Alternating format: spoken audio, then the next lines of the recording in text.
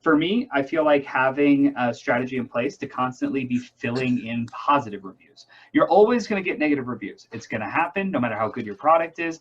Honestly, if your product is the best of its type, you're probably going to get the most negative reviews because a lot of your competitors are going to be proactively trying to bring you down. Sure. So you need to have a strategy in place to constantly be bringing in positive reviews. Great point.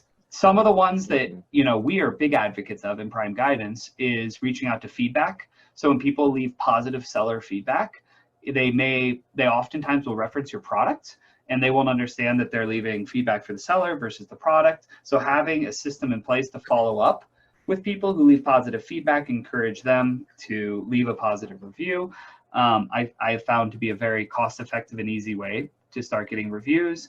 And then there are some platforms, and we don't need to go into detail on what they are, but there are some platforms that allow you to offer your product at a promotional price. And then you have the ability to interact with that person post-purchase. These are platforms, they're not review platforms. That is not their purpose. They're sales acceleration programs. But because you have that ability to contact the person, remember, they've already gotten their product, they've already gotten the promotion, they've gotten the discount. In no way is it contingent on them leaving a review. But just having the ability to follow up and begin a conversation with the person, I have found to be very effective in getting reviews in that way as well. I'll stop there. I don't know if Wes or Victor, if you guys want to touch on some of the cool stuff we've been doing in ManyChat as well to help garner more reviews, or any other ideas you have, Wes. Well, I'll let Victor hit ManyChat, but the one tip that I will give that I have found to be extremely effective, it doesn't, at least the last time we were successful, because as you know, Amazon changes all the time. It doesn't change the star review, but I encourage my customers or my clients to always reach out to every single review, good, bad, neutral, otherwise, especially neutral and bad reviews.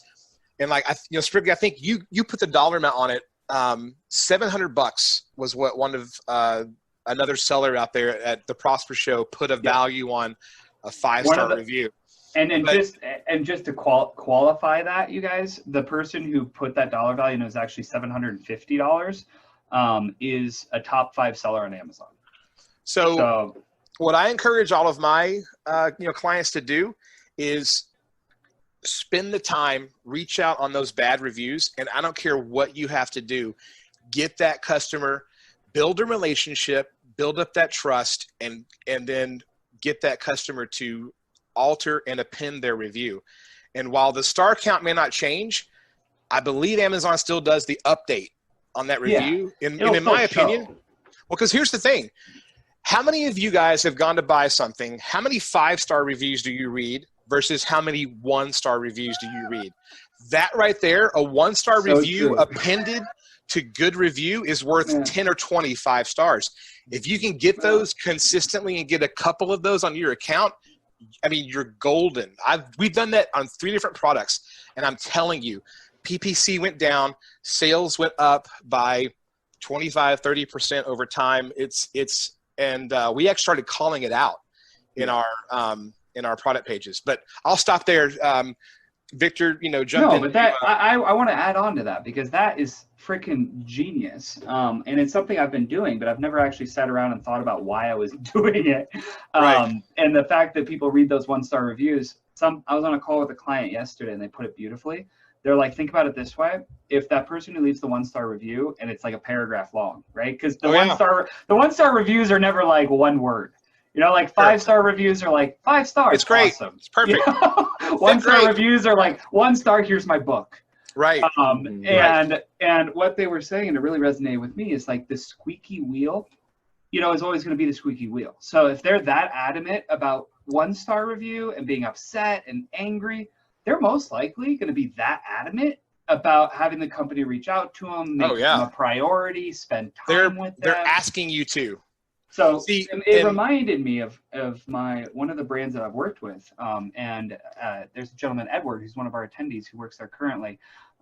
Over the years, we've run into some customers in that brand who were really, really aggressive and really, really I don't know, just problematic. I know what you're going to say, though. Yeah, I had other words, but about, you know, ingredients, or about, you know, just Right. for instance, They're very vocal. One customer, when we first started selling on Amazon, misinterpreted the lot number for the date of expiration. Thank It you. just Yes. went absolutely haywire Nuts. on Yeah. that topic.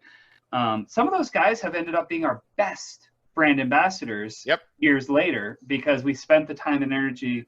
So I think, Tyler, I think that's a really good call out for us. You know, if we can find some of those, you know, customers who have had a less than ideal experience, and just spend the time going out to them and, you know, massaging their ego, you know, we oftentimes do see, you know, a transition from a really irate 1-star to a, you know, best case scenario, super enthusiastic 5-star. In my experience, it normally ends up more at like a 3.5, 4, Sure. because they'll come back and they'll say like, hey, the product didn't meet my expectations, but man, that company was amazing. Their customer service was awesome. Right. They're trying. Yeah. Exactly. And that, You know, that for me as a consumer gives that's me the important. confidence that I'm Yeah. looking at this product and I see 2 or 3 other from really large name brands that I know and should trust. Right. And pay the 30% premium because of that brand name.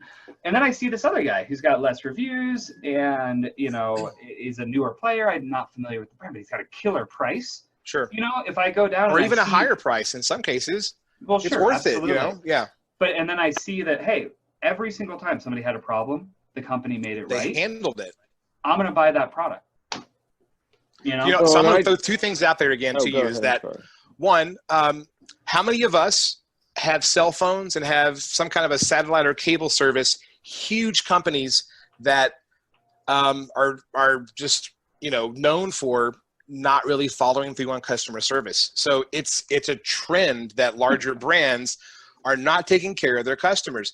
Be that person that takes care of your customer and follow through and build that trust. exactly. I'm gonna stop there and say, go find the Amazon principles. I don't have the link on me. Go find it, print it out, put it Yeah. above your work desk, and live by it as your company for service. Mhm. Second, I just wanted to throw out there. So Apple, I worked at Apple Engineering for about 6 years, and Apple had a system for their customers. They would acknowledge the customer's issue, align with that customer, and then assure that customer that they're going to get that resolved. About 4 years ago, they pivoted a little bit from that to that plus exactly what we're talking about. Take that bad situation and create a promoter.